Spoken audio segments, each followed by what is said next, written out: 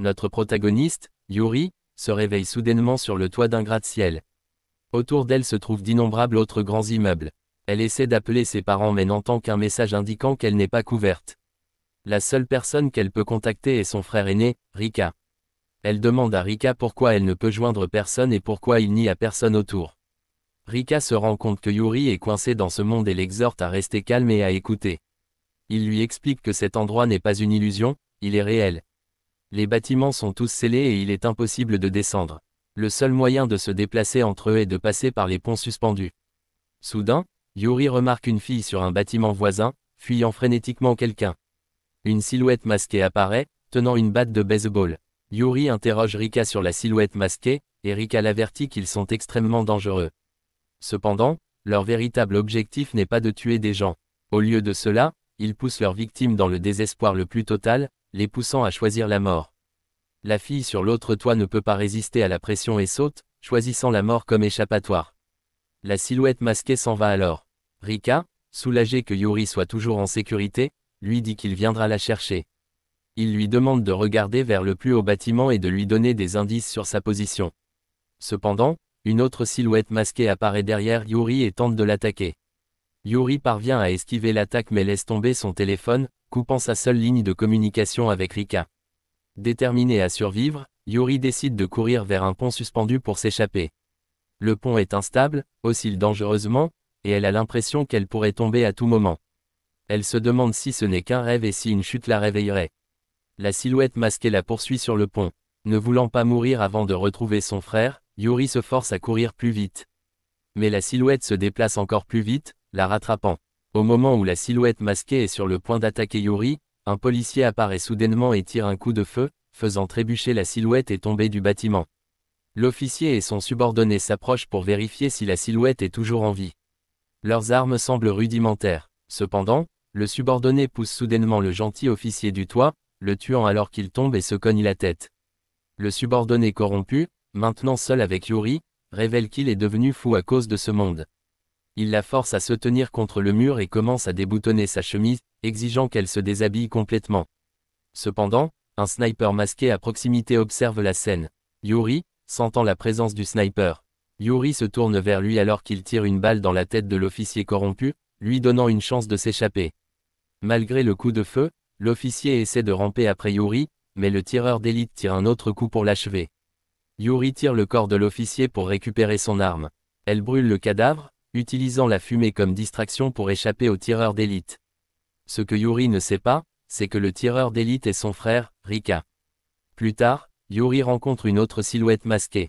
Voyant qu'il y a une certaine distance entre eux, elle décide de sortir son arme et de tirer. Mais elle hésite, réalisant qu'elle est sur le point de prendre une vie. Elle commence à se demander si elle perd la tête. Soudain, la silhouette masquée fait un bond en avant et atterrit près d'elle. Brandissant une faucille, la silhouette tranche un morceau du manteau de Yuri. Yuri tire avec son arme, mais rate son tir. Elle se rappelle que ces individus masqués ne font que pousser les gens à se suicider et ne mettent pas directement fin à leur jour. Espérant dérouter l'agresseur, Yuri prétend qu'elle recherche son frère et demande à la silhouette masquée de lui dire son nom s'ils se rencontrent. Yuri saute du bord du bâtiment. La silhouette masquée s'approche pour vérifier, mais elle voit que Yuri a survécu à la chute et attend en bas avec son arme pointée. Yuri réussit à lui tirer une balle dans la tête, mais l'impact de sa chute la laisse dans la douleur. Alors qu'elle remonte, elle se rend compte que la silhouette masquée est toujours en vie, bien que son masque soit à moitié brisé. Yuri pointe son arme sur la silhouette et exige des réponses. La silhouette l'avertit de rester en arrière, expliquant que leur esprit est contrôlé et qu'ils sont obligés de suivre les ordres. Maintenant que leur masque est brisé, leur nouvel ordre est de mettre fin à leur jour. La silhouette espère que Yuri retrouvera son frère et se jette alors vers eux. Yuri réalise alors que les individus masqués sont également humains et capables de communiquer, et qu'elle vient de tirer sur une autre personne. Elle commence à avoir l'impression de perdre la tête, hantée par la culpabilité persistante des actions de l'officier corrompu. Cependant, elle se force à avancer, décidant que les personnages masqués ne sont pas intrinsèquement mauvais. Au lieu de cela, les vrais ennemis sont ceux qui donnent les ordres. Elle prend la faucille avec elle et découvre un sac à dos à proximité contenant de la nourriture et un pistolet pour se défendre. Après avoir emballé ses affaires, Yuri continue son voyage. Devant elle, elle remarque que la tour devant elle a plus d'un pont suspendu qui y mène. Soupçonnant qu'il puisse s'agir d'un endroit dangereux, elle avance prudemment. À mi-chemin d'un pont, un dysfonctionnement le fait bouger, la mettant en danger de chute. Yuri retrouve son équilibre juste à temps et sprinte vers un endroit sûr. Alors qu'elle court, elle remarque un hélicoptère volant au-dessus d'elle. En atteignant la tour et en entrant, elle est confrontée à un spectacle macabre, un cadavre près de l'entrée, apparemment tué par balle. En fouillant les affaires de la victime, Yuri trouve une note expliquant que des hélicoptères sont disponibles pour le sauvetage, mais qu'ils ne peuvent transporter qu'une seule personne. Bien qu'elle soupçonne un piège, Yuri décide d'enquêter. Soudain, elle entend des coups de feu et voit un homme implorant pour sa vie. Elle remarque que la personne qui tire ne porte pas de masque. Yuri sort et tire sur l'arme des mains de la fille pour sauver l'homme. Cependant, la fille sort un couteau et tue l'homme quand même. Elle se moque de Yuri, la défiant de tirer. La fille se moque de la gentillesse de Yuri, affirmant que de telles personnes sont rares dans ce monde. Elle se lamente de la situation mais déclare qu'elle doit éliminer Yuri car l'hélicoptère ne peut sauver qu'une seule personne. Yuri hésite, incertaine de savoir si elle a eu tort de ne pas agir de manière décisive plus tôt. Elle se demande si elle doit tuer la fille maintenant. Alors que les larmes coulent sur son visage, Yuri se débat avec l'idée de combattre une autre personne. La fille, sentant l'hésitation de Yuri, remarque que Yuri manque de détermination pour s'échapper de cet endroit.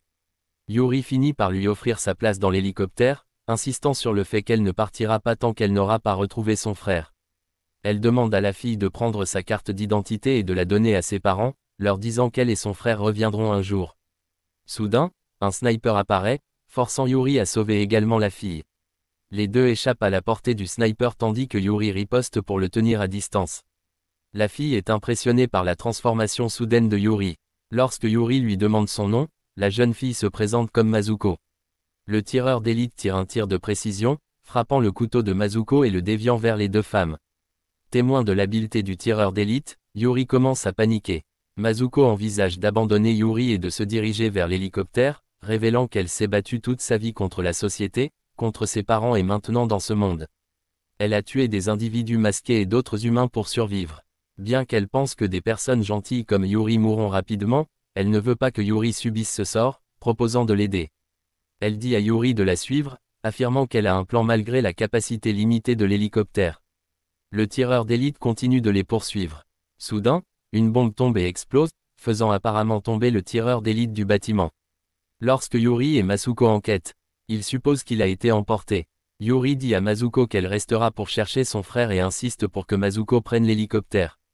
Yuri demande à Mazuko de remettre sa carte d'identité à ses parents, les rassurant qu'elle et son frère se retrouveront bientôt. Alors que l'hélicoptère commence à décoller, les deux femmes se précipitent pour l'attraper. Yuri s'excuse auprès de Mazuko pour lui avoir fait perdre son temps, mais Mazuko rejette les excuses, disant que sa décision de rester était la sienne. Les deux atteignent le toit juste au moment où l'hélicoptère décolle. Se sentant coupable, Yuri tire sur l'hélicoptère pour le forcer à revenir. Mazuko l'avertit que ce monde fonctionne selon ses propres règles et qu'il est impossible de les enfreindre. Étonnamment, l'hélicoptère fait demi-tour, mais une silhouette masquée à l'intérieur ouvre le feu sur eux. Mazuko se dit qu'elle survivra peut-être jusqu'au prochain sauvetage par hélicoptère, mais elle n'est pas prête à retourner dans le monde réel.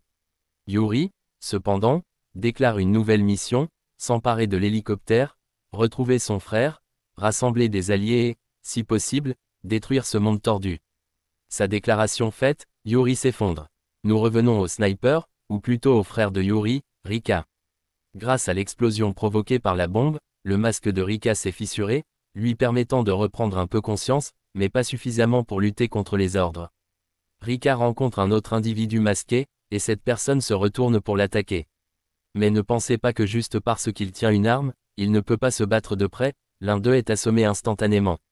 Rika se rend compte que tant que le masque se fissure, ses ennemis seront vulnérables à lui, mais ils doivent toujours lutter contre les masqués. Cette nuit-là, Yuri rêve de la flèche imposante qu'elle a vue dans le monde réel. À un moment donné, elle s'est retrouvée transportée dans ce monde sans le savoir. Quand Yuri se réveille, elle pense que Masuko l'a abandonnée avec les bagages et a pris son arme, alors elle décide de porter les objets restants et de continuer. Elle est repérée par une silhouette masquée et s'enfuit. Pendant ce temps, Masuko détourne le regard un instant et Yuri disparaît. Alors que Yuri traverse un pont en courant, trois individus masqués la suivent. L'un d'eux, avec des griffes, avance, et la personne masquée de tête trébuche sur une partie endommagée du pont. Celui avec les griffes avance et pousse la personne masquée dans le vide. Les deux autres personnages masqués poursuivent Yuri de l'autre côté, mais Mazuko arrive juste à temps. Mazuko prévient Yuri de ne pas la blâmer si elle rate ses tirs, car elle n'est pas très douée avec les armes à feu. Le Griffu utilise un coéquipier comme bouclier pour bloquer les balles et se précipite pour attaquer Mazuko. Cependant, Yuri, qui est plus en retrait, profite de l'ouverture et tire sur la personne masquée, l'assommant. Elle retire son masque et se souvient qu'elle ne doit absolument plus porter de masque. Elle demande à la personne ce qui se passe quand on porte un masque, et apprend que ceux qui le portent vivent dans un rêve, suivant sans cesse les ordres, incapables de résister quoi qu'il arrive. Malgré le retrait du masque, l'individu succombe toujours à l'ordre et finit par se suicider, en se mordant la langue. Cette révélation laisse Yuri incertaine quant à la vraie nature de ce monde. Les deux filles décident alors de faire équipe. Mais Masuko ne veut pas que Yuri lui fasse trop confiance, car elle l'abandonnera si les choses deviennent dangereuses. Cependant, Yuri dit qu'elle ne lui en voudra pas pour ça. Masuko trouve Yuri trop gentille. Masuko vérifie son téléphone, et Yuri perd presque la tête en voyant l'appareil. Elle demande à l'emprunter et appelle Rika. Rika se souvient encore de sa sœur, mais est incapable de résister aux ordres. Bien qu'il soit heureux d'apprendre que Yuri est en vie, il sera toujours obligé d'attaquer lorsqu'ils se rencontreront. En entendant son plan et ce qu'elle a vécu, Rika dit à Yuri d'attendre qu'il vienne la sauver, mais d'abord, elle doit tirer sur Masuko.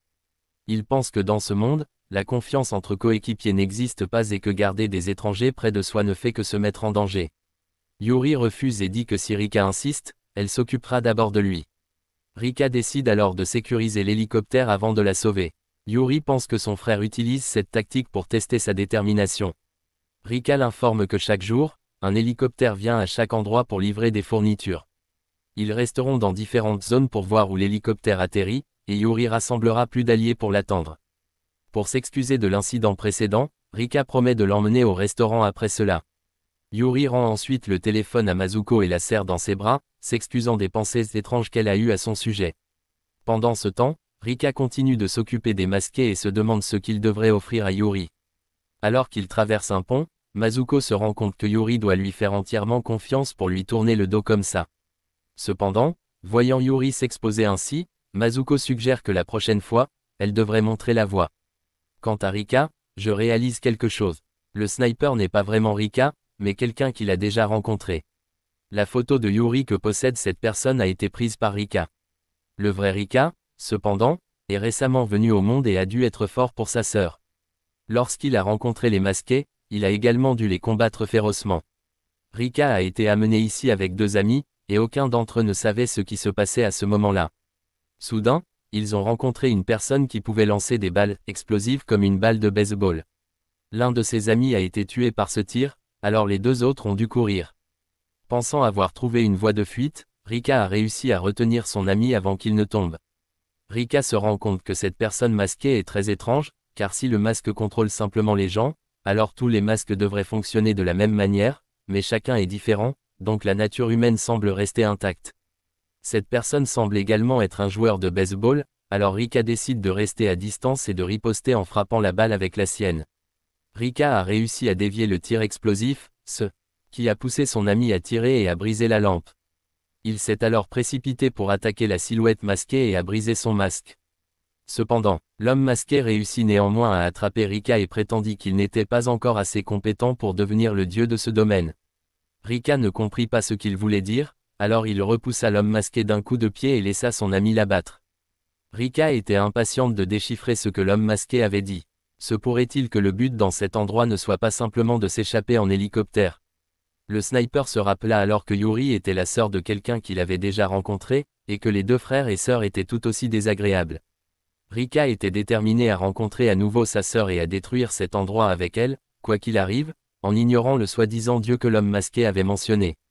Pendant ce temps, le sniper continuait ses actions néfastes et se sentait pathétique d'avoir permis à un masque de le contrôler. Soudain, il rencontra une fille et prévoyait de la désespérer, mais le commandement l'empêcha d'agir. Cet endroit était conçu pour créer des dieux, et la fille était quelqu'un qui s'approchait de l'état divin qu'il recherchait. Il ne comprenait pas cet ordre, mais fut forcé d'obéir. Masuko dormait pendant que Yuri montait la garde. Soudain, une silhouette masquée apparut, et lorsque Yuri sortit son arme, il s'approcha simplement et laissa son sac à dos. Pendant ce temps, le sniper fut informé que les masqués s'appelaient des anges, et que leur mission était de trouver des humains et de les rapprocher de la divinité. Tant que la fille restait en vie, c'était tout ce qui comptait. Le sniper posa son arme et commença à parler. La fille se présenta comme Kyuon et exprima sa joie d'avoir trouvé quelqu'un de bien, contrairement au masqué. Au matin, Masuko se réveilla et entendit Yuri parler des événements. La personne masquée qu'elle rencontrait semblait venir de livrer des fournitures, notamment de la nourriture et un couteau. Comme Masuko préférait les couteaux, elle le demanda. Rika a ensuite appelé Yuri mais n'a atteint que Masuko. Il s'est excusé auprès d'elle mais n'a pas mentionné qu'il avait dit à Yuri de lui tirer dessus. Sachant que Yuri venait de manger et de s'endormir, Rika a demandé à Masuko de garder un œil sur elle. Au cours de leur conversation, un chef masqué effrayant avec un fétichisme sauvage pour l'utilisation d'étudiantes comme ingrédient s'est intéressé à Masuko. Pendant ce temps, la fille, toujours avec le sniper, avait demandé à faire équipe avec lui. Il voulait cependant qu'elle s'associe à Yumen, et se souvenant de Yuri et Masuko, il prévoyait d'emmener Kyoton là où se trouvaient les deux filles, mais seulement si elles étaient toujours en vie. Les deux filles ont déménagé dans un nouveau bâtiment mais n'ont trouvé personne de vivant. Yuri, incertaine de trouver d'autres alliés, a été calmée par Masuko, qui l'a aidé à reprendre son sang-froid. Yuri a vu Masuko comme une figure sœur, ce qui a fait rougir Masuko d'embarras. Elle réalisa que personne ne l'avait jamais regardée avec autant de gentillesse auparavant. Tout le monde l'avait toujours blâmée pour tout, mais grâce à Yuri, elle comprenait maintenant ce que signifiait vraiment le bonheur. Soudain, le chef masqué découvrit Masuko et la tira vers le bas. Il la saisit à nouveau et la jeta à un étage inférieur. Quand Yuri se retourna, Masuko avait disparu. Le chef, qui pouvait parler, était obsédé par les coups humains. C'était la première fois que Mizuko voyait une telle chose. Elle envisagea de sauter pour le faire arrêter, mais malgré l'obéissance aux ordres, ses désirs le contrôlaient. Il écrasa son esprit et jeta plusieurs têtes, provoquant la panique de Mizuko et l'empêchant de résister. Il était sur le point de lui trancher le cou lorsque Yuri lui tira dessus à plusieurs reprises, permettant à Mizuko de reprendre ses esprits. Elle attacha ses jambes avec sa chemise à la balustrade au-dessus et se balança vers le bas. Yuri est allé de l'avant et lui a dit d'utiliser les escaliers pour monter. Le chef a continué à monter et a insisté sur le fait que Masuko ne trouverait pas le bonheur ici. Mais à ce moment-là, Masuko était heureuse avec Yuri. Elle a poignardé le chef, le tuant, puis est allée retrouver Yuri. Yuri avait trouvé quelque chose d'intéressant, une affiche sur un groupe cherchant à former des alliances avec les survivants restants. Cela semblait suspect, mais à ce stade, c'était leur seule piste. Le sniper a également vu cela et a décidé d'aller avec Kyuon pour vérifier. Tout le monde s'est dirigé vers le plus grand complexe d'appartements de la région et est entré. Le sniper s'est assis en attendant que Kyuon prenne une douche. En vérifiant son téléphone, il a vu une photo d'une affiche qu'elle avait prise, et le texte dessus l'a surpris. Pendant ce temps, les deux filles étaient arrivées sur place et avaient suivi les instructions jusqu'à la salle de réunion. Toutes deux ont rencontré une silhouette masquée. Mais soudain, Yuri fut électrocuté et Masuko fut capturé. Ces individus étaient tous humains et leurs masques avaient été récellés, ils n'étaient donc plus soumis à aucune directive. Ils savaient que s'ils pouvaient trouver la personne que les directives qualifiaient de Dieu, ils pourraient s'échapper de ce monde. Ils commencèrent donc à capturer des gens et à tester s'ils pouvaient porter le masque. Soudain, un pilote de course apparut. Il renversa l'homme qui tenait la tête de Masuko d'un seul coup, puis procéda à abattre les autres, chacun d'un seul coup, leur faisant tomber la tête. Masuko dut admettre que cet homme était le plus fort qu'elle ait jamais rencontré. Yuri était la prochaine cible et elle exhorta Masuko à s'échapper. Si elle rencontrait Rika, elle devrait lui dire qu'elle avait fait de son mieux. Mais Masuko refusa de laisser Yuri mourir. Elle fit un pari en portant elle-même le masque. Pendant ce temps, le sniper était avec Kyuon et voulait qu'elle passe derrière lui. Comme il craignait de voir ses sous-vêtements. Mais Mozuko avait complètement succombé au contrôle du masque et avait gagné son pouvoir. Cependant, elle attaqua le pilote de course au lieu de Yuri. Il lui donna un coup de poing dans le dos, brisant le masque, mais il s'avéra que le masque était celui du chef, et qu'il était défectueux, donc elle n'avait pas subi de lavage de cerveau. Pourtant, elle avait gagné la force qu'il lui procurait, mais le pilote de course était trop puissant. Yuri couvrit ses yeux avec ses vêtements et retint ses jambes, permettant à Masuko de porter un coup final. Le pilote de course fut surpris d'apprendre que son masque était défectueux, il laissa donc la tâche de détruire le monde à tous les deux. Yuri s'excusa de ne pas avoir fait confiance à Masuko, mais Masuko était contente que Yuri ne lui ait pas tiré dessus sans entendre d'explication. Soudain, ils rencontrèrent un homme nommé Taneb. Le sniper et Kyuon venaient d'arriver et avaient entendu la conversation, alors ils restèrent cachés. Taneb était là depuis 2 jours et voulait tuer tous les candidats à la divinité. Le sniper prêta une attention particulière à ce que disait Taneb. Mazuko montra son pouvoir à Taneb pour l'intimider et l'empêcher de se retourner contre eux.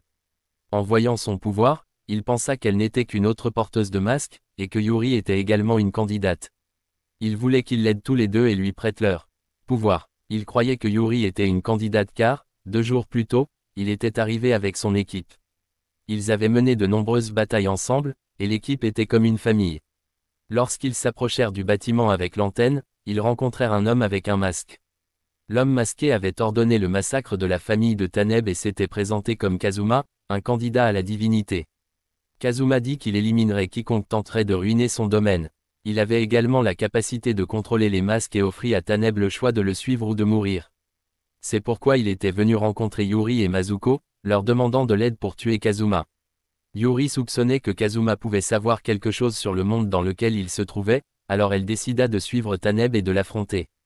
Elle appela Rika pour l'informer de sa situation, et le sniper la suivrait. Sur le chemin, Mazuko prévint Yuri que si Kazuma la contrôlait avec le masque, Yuri saurait quoi faire. Le sniper ne se précipita pas pour le suivre. Il les observa de loin. Il demanda également à Kyuon si elle pouvait contrôler le masque, mais elle n'en était pas sûre. Il pensait qu'il était inutile de la laisser le suivre. Kyuon était nerveux et essaya de faire tourner le sniper à droite, mais il tourna à gauche à la place. Taneb retourna à la rencontre de Kazuma, qui lui fit remarquer que Taneb était naïf d'avoir amené seulement 2 filles pour se venger de lui.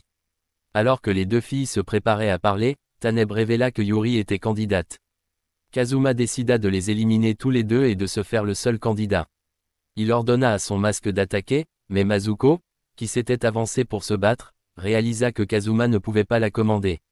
Yuri lui avait déjà dit que si le masque augmentait sa force physique, il n'améliorait pas son endurance, elle avait donc juste besoin de se défendre jusqu'à ce que Kazuma s'épuise. Elle continua de courir et n'attaqua pas. Pendant qu'il se battait, Taneb vit une opportunité de se venger et se précipita, pour être poignardé et laissé derrière. Après un moment, Kazuma semblait épuisé, et il s'en rendit compte, alors il attendit que son masque tombe. Lorsque Mazuko vit une ouverture, Kazuma appela un deuxième masque pour l'attaquer par derrière. Mais Yuri s'était préparé à riposter, et Kazuma ne s'y attendait pas. Elle connaissait son plan car, en appelant Rika, il avait entendu le nom de la marionnette de Kazuma, qui signifiait numéro 1 en allemand, indiquant que Kazuma avait probablement plus d'un masque. Il ne croyait pas pouvoir perdre, même dans ce monde, car dans l'ancien monde, il avait été réprimé par un seigneur de cet hôpital éloigné. Il sortit une arme, exigeant de se battre jusqu'à la mort, et Yuri le reconnut comme ressemblant à un ancien policier, elle savait donc qu'il ne pouvait pas être autorisé à vivre. Kyuon voulait aider le sniper, mais il pensait qu'avoir plus d'un candidat menacerait sa vie, alors il décida de laisser les autres s'entretuer. Kyuon remarqua que même si le sniper était toujours irrité contre elle, il se souciait toujours d'elle, alors elle décida d'agir, mais donnerait la priorité à sa propre sécurité. Soudain, Kyuon utilisa le pouvoir d'un dieu pour contrôler la plus haute tour et tira, détruisant un bâtiment voisin. Kazuma pensait que Yuri était responsable, alors elle en profita, prétendant avoir un pouvoir aussi immense, obligeant le masque et Kazuma à se rendre. Tanae était toujours en vie, alors elle lui a tiré dessus pour le forcer à se soigner. Matsuko réalisa que Yuri devait prendre un gros risque pour réussir un tel acte, mais cela confirma également que Yuri n'était pas une personne ordinaire. Pendant ce temps, le sniper remarqua que Kyuon semblait se souvenir de quelque chose à propos de ses propres pouvoirs, alors il lui demanda si elle pouvait sceller la directive du masque. Elle n'était pas sûre et sentait qu'elle était encore trop inutile. Un masque leur livrait de la nourriture, et Kyuon était très curieuse de voir le visage du sniper, si possible. Soudain, le masque livrant la nourriture mentionna que les candidats pourraient potentiellement devenir des dieux, et qu'un dieu aurait le choix de créer un monde pacifique ou chaotique. Kyuon décida qu'elle deviendrait un dieu de la paix. Pendant ce temps, une fille était attaquée par 2 masques lorsqu'un autre masque apparut pour la sauver. Rika s'est également présentée et a réalisé que le masque était contrôlé par un candidat. Le masque a remis un téléphone à Rika, l'aidant à rencontrer celui qui contrôlait le masque Yashida.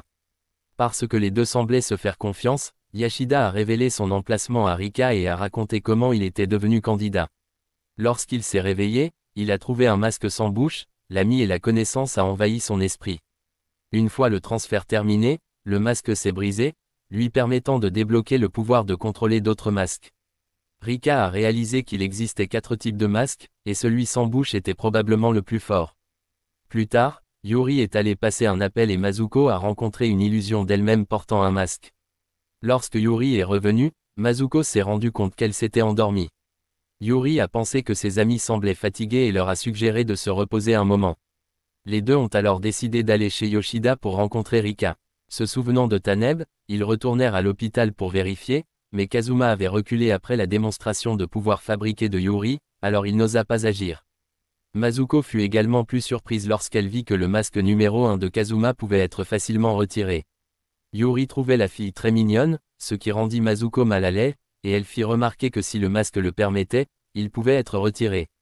Mais ce qui était plus important, c'était comment elle le savait. Ils entendirent un cri et coururent enquêter.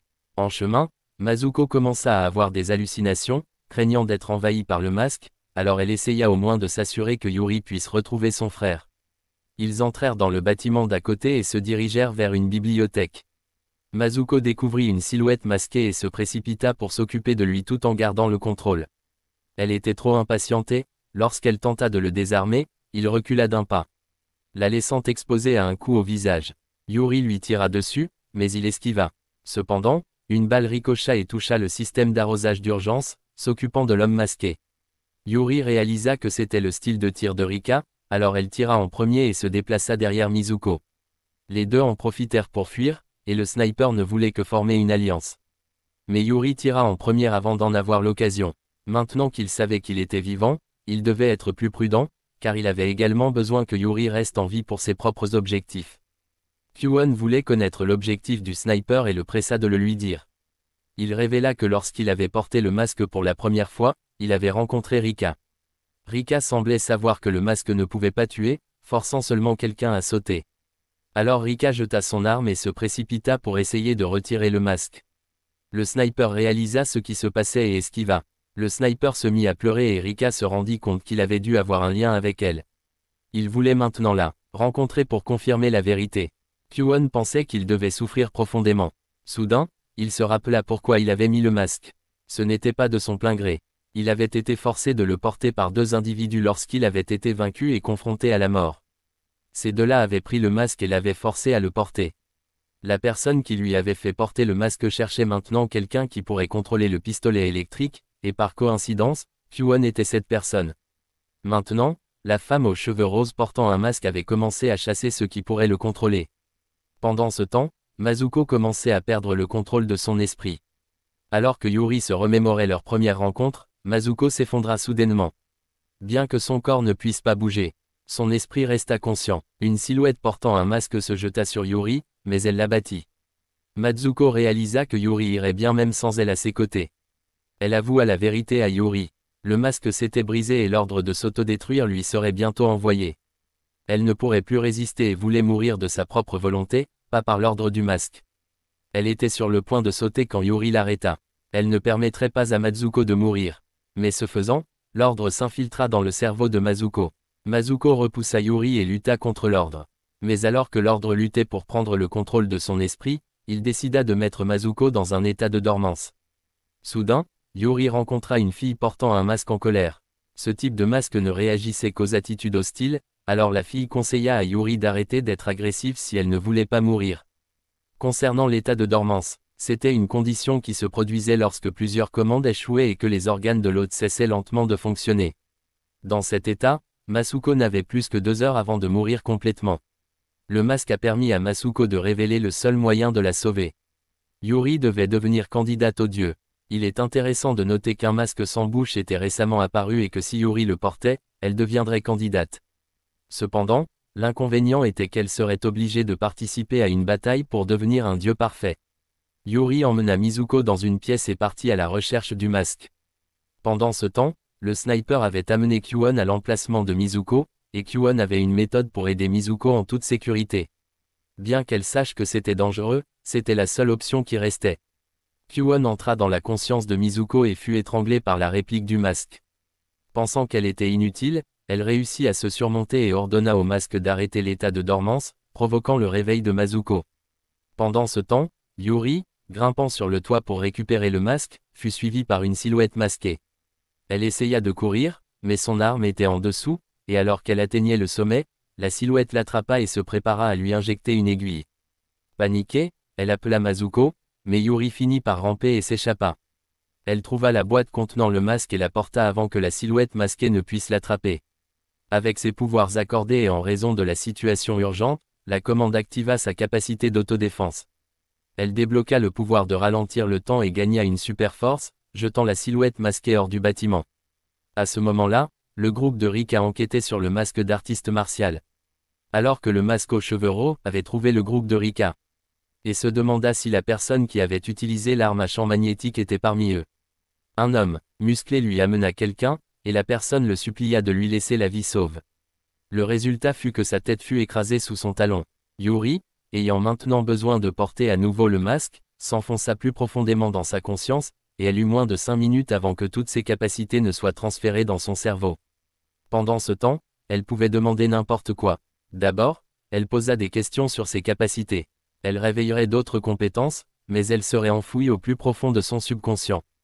Pour les utiliser, elle aurait besoin de s'en souvenir, et plus une compétence était compatible, plus elle serait facile à retenir.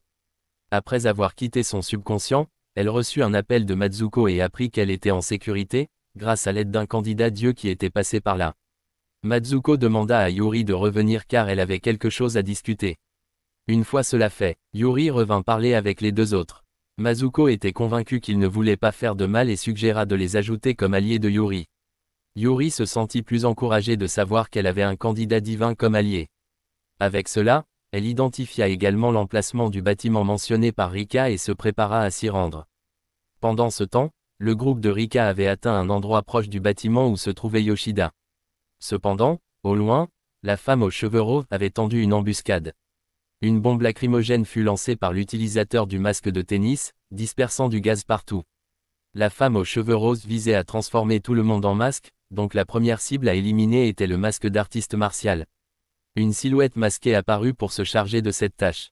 Armée d'une lance, elle tenta de flanquer le masque d'artiste martial, mais Rika le bloqua avec un marteau. Ses lunettes le protégeant des gaz lacrymogènes obstruant sa vision, il exhorta tout le monde à se diriger vers Yoshida. Tandis qu'il restait en arrière pour retenir les masques. Le masque brandissant la lance s'est jeté sur Rika en premier, mais Rika a anticipé l'attaque et a réussi à la bloquer. Cependant, son arme s'est cassée en deux. Ailleurs, Mizuko, entendant parler du sniper, lui a suggéré d'appeler Rika directement s'il était curieux, lui offrant son téléphone. Mais il a refusé, disant que si le destin le voulait, il se reverrait.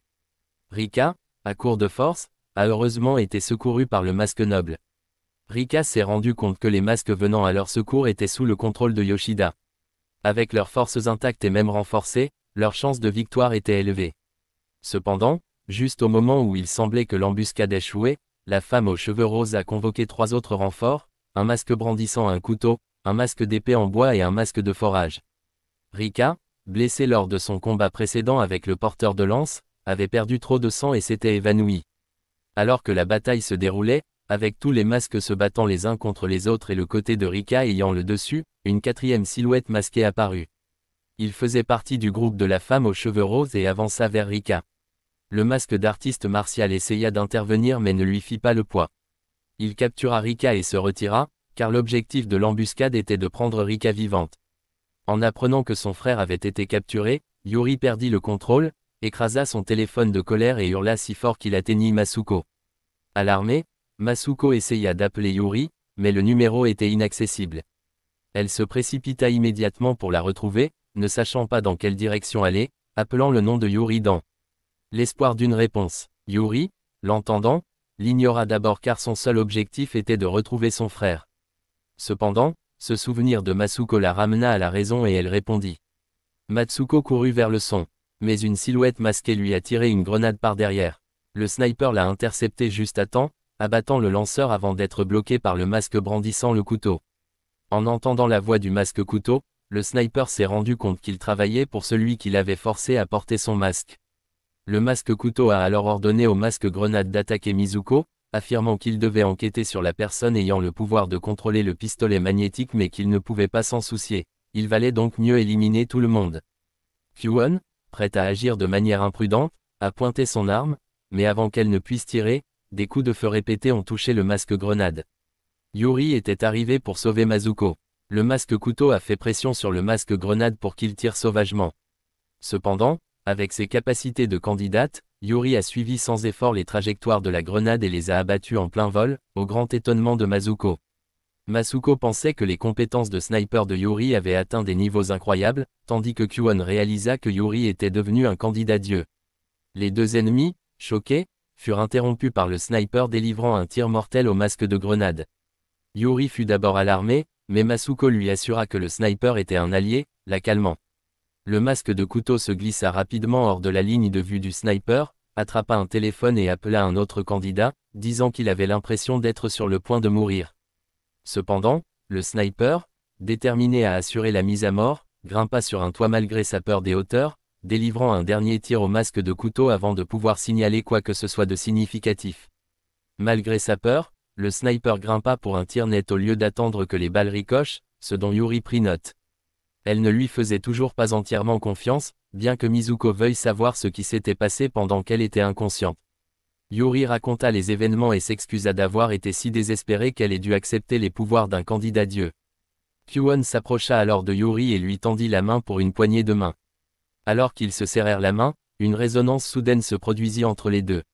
Cela confirma à Masuko que Yuri était en effet devenue une candidate divine. Yuri entendit de Kwon que le sniper les suivrait parce qu'il voulait se méfier des capacités de Yuri. Kwon partagea également son objectif de rechercher la paix, similaire à celui de Yuri, ce qui aida les deux à se lier. Masuko, cependant, n'aimait pas cette nouvelle camaraderie. Pendant ce temps, Rika était conduite par le masque musculaire dans la pièce du candidat dieu qui le contrôlait. En entrant, Rika vit ce qui semblait être une personne ordinaire nommée Mamoru. En entendant le nom de Rika, Mamoru éclata d'un rire incontrôlable. Il invita alors Rika à rejoindre sa faction, exprimant le désir d'avoir un compagnon humain. La vision de Mamoru était de créer un monde où seuls les forts pourraient survivre et les faibles périraient. Rika a rejeté cela comme un objectif banal pour quelqu'un avec un tel pouvoir. À ce moment-là, Rika était déchirée entre négocier ou attendre une opportunité de frapper. Heureusement, Rika a agi avec sagesse, sinon il aurait pu perdre la tête. Lorsque Rika a demandé combien de masques Mamoru pouvait contrôler, Mamoru a déclaré avec désinvolture, 30, laissant Rika abasourdi. Mamoru a ensuite demandé à Yuri de le rejoindre sur le toit. Tout en divaguant sur les individus choisis et le but divin, Rika a envisagé de l'attaquer pendant un moment d'inattention. Cependant, le masque de volleyball debout derrière Mamoru n'était pas un jeu d'enfant, donc avoir une arme en premier serait plus sûr. La raison pour laquelle il est allé sur le toit était le plan de Mamoru de détourner un hélicoptère. Il savait qu'atteindre la tour était le seul moyen de s'élever en tant que dieu, et qu'un hélicoptère était la seule méthode viable. Il raconta ses expériences passées, justifiant pourquoi il méritait de devenir un dieu. Rika réalisa que Mamoru était trop prudent, pleinement conscient de ses forces et de ses limites. À ce stade, Rika ne pouvait qu'espérer l'intervention de Yuri. Il s'en voulait de compter constamment sur sa jeune sœur. Du côté de Yuri, elle expliqua à tout le monde l'enlèvement de Rika. Tandis qu'elle parlait, le bruit d'un hélicoptère s'approcha. Yuri se prépara à l'intercepter, mais il passa en un instant, se dirigeant droit vers Mamoru et Rika. Au moment où il était sur le point d'atterrir, le masque enragé à l'intérieur ouvrit la porte, vit un humain et ordonna immédiatement à l'hélicoptère de se déplacer ailleurs.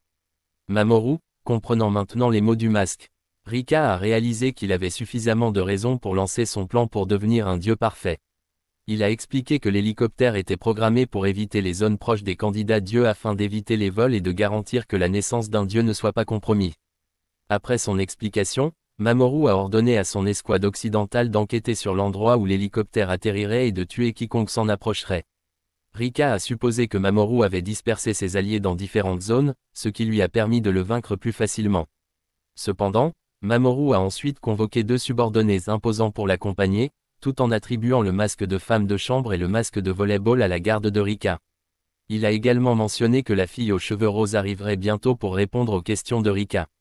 Avant de partir, Mamoru a menacé Rika, l'avertissant des conséquences désastreuses s'il le trahissait. Sur son chemin, Mamoru a rencontré la fille aux cheveux roses, Kusakabe. Il a fait une remarque désinvolte sur l'emprunt, ses atouts impliquant son apparence physique pour se calmer. Résolu, il a déclaré qu'il éliminerait tous les autres candidats divins pour s'assurer que rien ne puisse l'empêcher de devenir un dieu.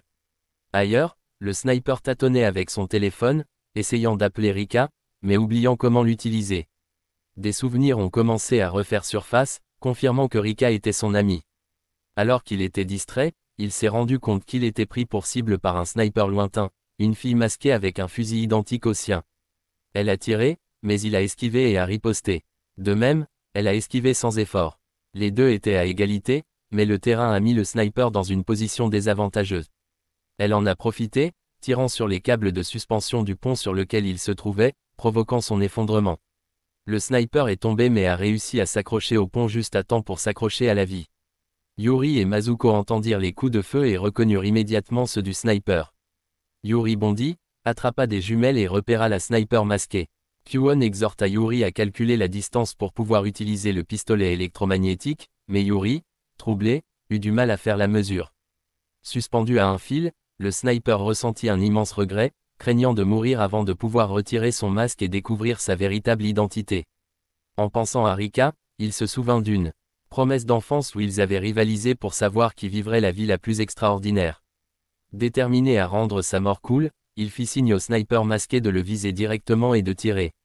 Yuri ne parvenait toujours pas à localiser le sniper pour que Kyuon puisse tirer avec son pistolet électromagnétique. Kyuon activa quand même l'arme, attirant l'attention de nombreux spectateurs.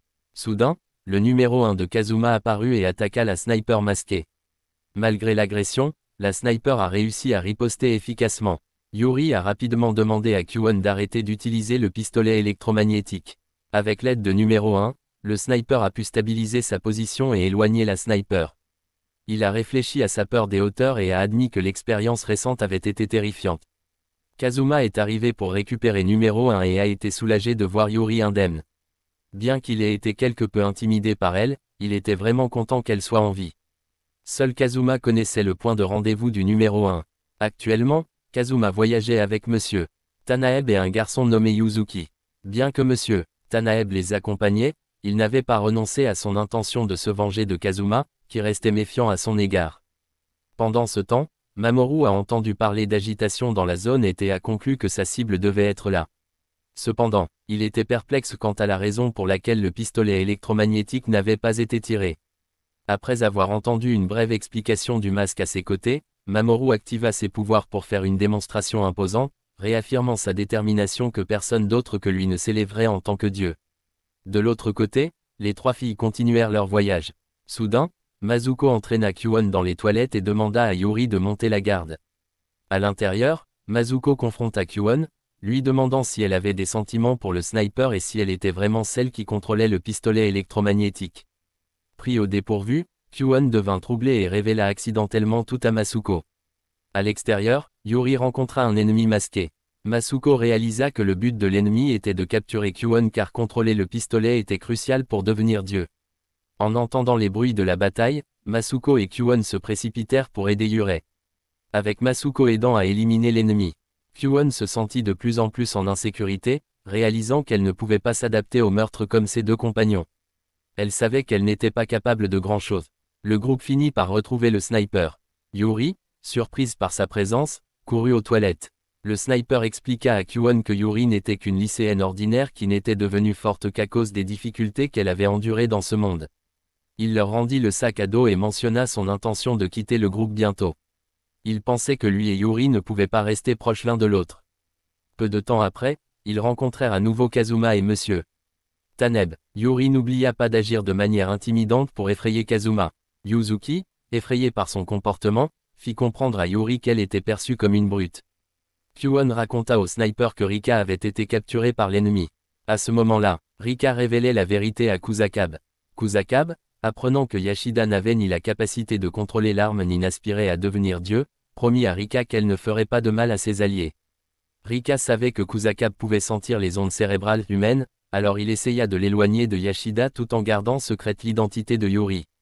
Lorsque Kusakabe reçut un appel téléphonique mentionnant le sniper, Rika paniquait. Elle réalisa que Rika connaissait le sniper et commença à sonder la nature de leur relation. Cependant, Rika révéla seulement que le sniper avait été masqué et avait disparu ici. Sentant que Rika cachait quelque chose, Kusakabe révéla qu'elle était celle qui avait placé le masque sur le sniper, espérant provoquer Rika à perdre le contrôle. Rika, cependant, frappa sa tête contre le sol pour rester calme. Il déclara qu'elle avait fait une grave erreur en donnant une arme au sniper. Déclarant qu'il s'occuperait désormais des 30 membres de leur groupe. Détournant avec succès l'attention de Kusakab vers le sniper, Rika s'effondra. Le sniper, en apprenant la capture de Rika, n'était pas trop inquiet, croyant que Rika pouvait se débrouiller seule. Cependant, le sniper approchait d'un état de dormance en raison des dommages prolongés à son masque. Kwon, rempli de détermination, jura de le sauver. Yuri, en apprenant que l'ennemi pouvait contrôler 30 anges, fut choqué mais résolu à travailler avec les autres pour vaincre l'ennemi et sauver Rika. Masuko, recevant un appel de Kwon au sujet de l'état du sniper, demanda à Yuri de le rencontrer car il voulait lui parler. Laissant Kazuma garder la zone, Yuri alla le voir. Lorsqu'elle arriva, Kwon expliqua que même si le sniper était toujours conscient, il voulait rencontrer Yuri. Bien que toujours nerveux, Yuri entra dans la pièce, une chambre de style japonais. Le sniper était assis de l'autre côté d'une porte pour qu'elle se sente moins intimidée. Il lui rendit une photo qu'il tenait. Yuri la reconnut immédiatement comme appartenant à son frère. Le sniper supposa qu'il était probablement l'ami de Rika, mais admit que sa mémoire ne s'étendait que jusque-là. Du côté de Yoshida, ils reçurent la nouvelle que l'hélicoptère avait atterri et se préparèrent immédiatement à enquêter. Yuri avait partagé toutes les informations sur ses alliés avec le sniper, et ce faisant, elle lui prépara du thé. Le sniper retira son masque pour boire et laissa Yuri voir son visage. Elle fut surprise de voir à quel point il était beau mais ne parvenait toujours pas à le reconnaître. On remarqua que le sniper avait une cicatrice sur le visage, et Yuri se souvint du chapeau qu'il portait, que Rika avait également porté auparavant. Rika l'avait beaucoup chéri. Le sniper a donné quelques conseils à Yuri avant d'entrer dans son état de sommeil. Yuri a emprunté le téléphone de Masuko pour contacter le camp de Yoshida puisque son propre téléphone était cassé. Pendant ce temps, Mamoru avait envoyé le masque d'enquêteur pour enquêter sur la mission de trouver quelqu'un de plus fort que le sniper dans les rangs ennemis. Kwon et Masuko ont commencé à entrer dans le système du sniper, qui était un monde qu'ils connaissaient tous les deux bien. La version masquée de Masuko était également là pour les aider. Elle leur a dit que c'était le monde de rêve du sniper. Kwon pouvait sentir où il était, et alors qu'ils avançaient, ils rencontrèrent sa version plus jeune. Kwon était timide parce qu'elle avait juré de ne pas regarder le visage du sniper jusqu'à ce qu'elle devienne un dieu. La version plus jeune du sniper les a conduits à la version masquée, et grâce à son souvenir de Rika, il s'est souvenu de son vrai nom Makoto. Kwon a montré son pouvoir et a brisé le programme du masque pour Makoto. Mais elle s'est surmenée et s'est effondrée. Pendant ce temps, Yuri avait apporté une arme à Taneb pour la faire réparer puisqu'il était mécanicien, et Yuzuki lui avait montré quelques astuces avec les armes. Soudain, un cri se fit entendre, et Yuri se précipita vers le bruit.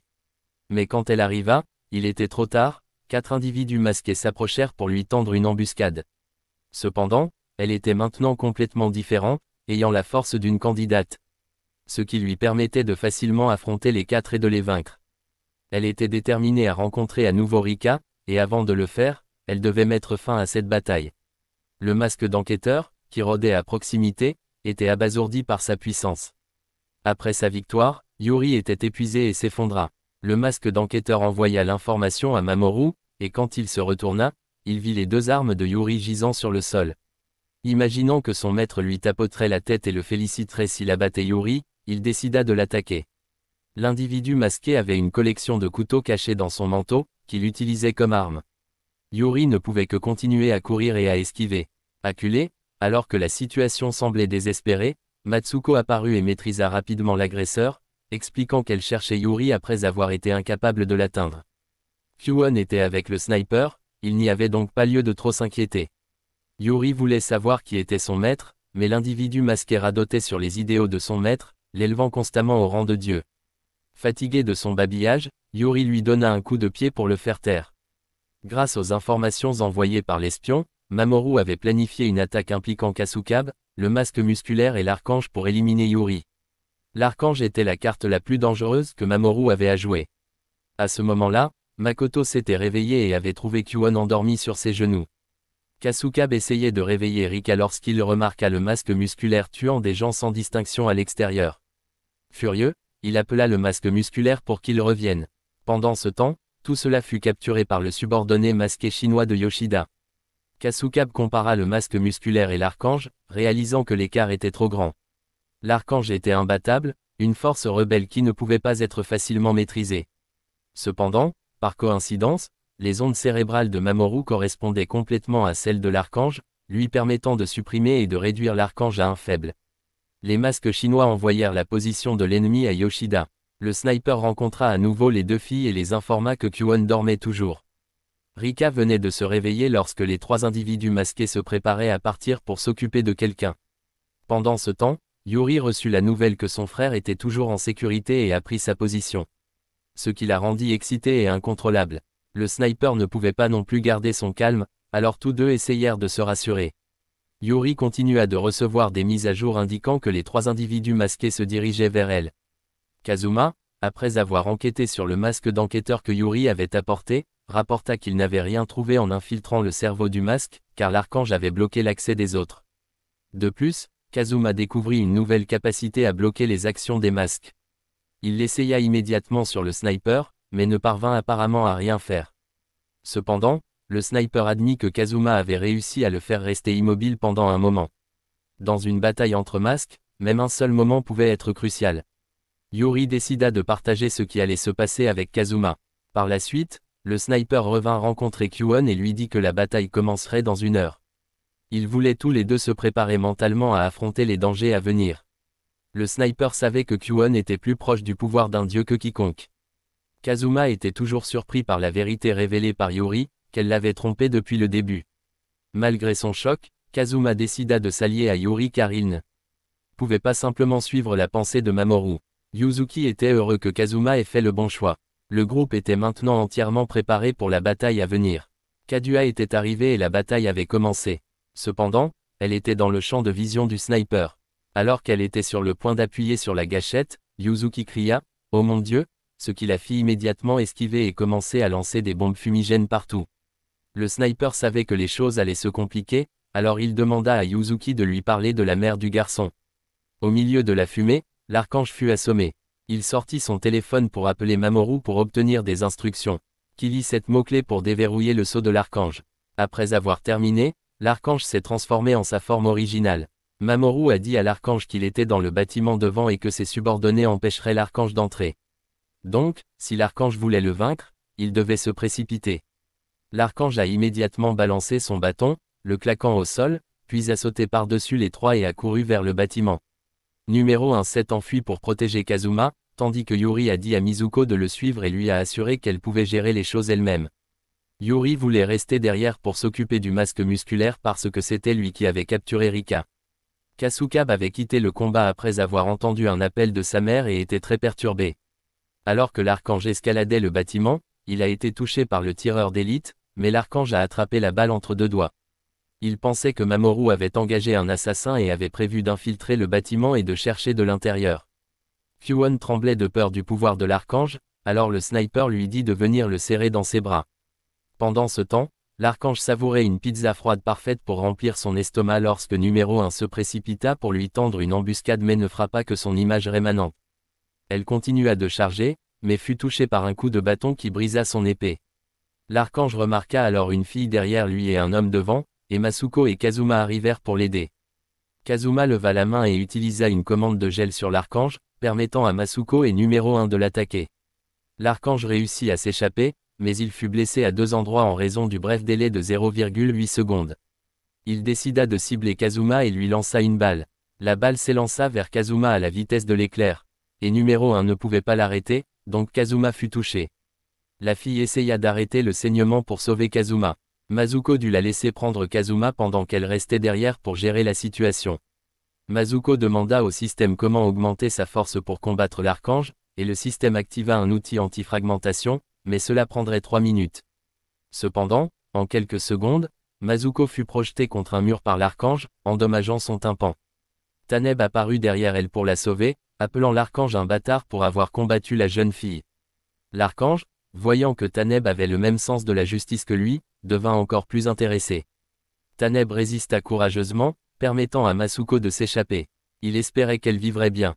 Yuri était toujours enfermé dans une impasse à l'extérieur, et le système informe à Masuko qu'une fois l'outil activé, cela supprimerait les données inutiles de son esprit pour l'aider à se concentrer. En d'autres termes, le système disparaîtrait.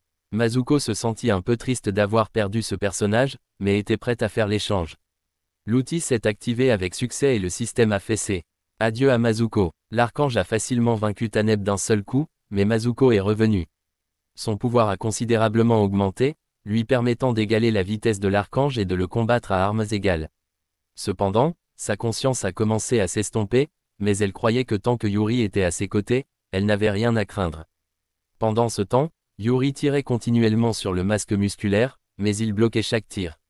Il disparut dans la fumée et réapparut soudainement, mais elle lui donna un coup de coude, brisant son masque, puis tira plusieurs fois pour l'achever. Une fois la tâche terminée, elle courut immédiatement vers l'emplacement de Mazuko. Le sniper voulait sortir Kyuon de là et revenir plus tard, mais Yuzuki voulait aider tout le monde. Masuko était presque épuisée, mais elle avait réussi à blesser gravement l'archange. Kyuon avait retrouvé ses forces, grâce à un rêve d'un moment où elle et le sniper se marieraient. Masuko se souvenait encore qu'il y avait un autre moyen, alors elle sauta, lançant un signal pour que le sniper l'entende et indiquant l'emplacement où Kyuon puisse activer le pistolet électromagnétique. Elle tira avec le pistolet avec un minimum de dégâts pour éviter l'effondrement de tout le bâtiment, ciblant l'archange. Kasukab était sur le point de faire son rapport à Mamoru, mais le sniper détruisit son arme. Il semblait que tout était fini, mais l'archange esquiva le tir. Bien que toujours blessé intérieurement, il prévoyait de tuer Mizuko et de s'échapper, mais Yuri arriva juste à temps pour le renverser. Elle était sur le point de lui tirer dessus pour de bon lorsque le système lui a notifié qu'elle avait débloqué la capacité de contrôler l'archange, et ses ondes cérébrales correspondaient parfaitement aux siennes. Elle hésita, ne sachant pas si elle devait tirer ou non, lorsque Taneb apparut derrière elle et lui dit de ne pas tuer le jeune homme. Yuri décida de le sceller sous une forme rétrécie. La bataille se termina par de lourdes pertes, car Kazuma avait été gravement blessé et n'avait pas survécu. Avant sa mort, Kazuma ordonna à numéro 1 de suivre Yuri et d'aider à mettre fin à ce monde. Le messager rapporta à Mamoru que Rika avait une sœur cadette, alors il appela Rika pour l'informer de l'attaque ratée et le nargua à propos de sa sœur, le provoquant au point qu'il perdit son sang-froid et le maudit. Yuri, désormais encore plus déterminé à sauver Rika, commença à se préparer avec son équipe pour le combat à venir contre Mamoru, visant à détruire ce monde. Le film se termine ici.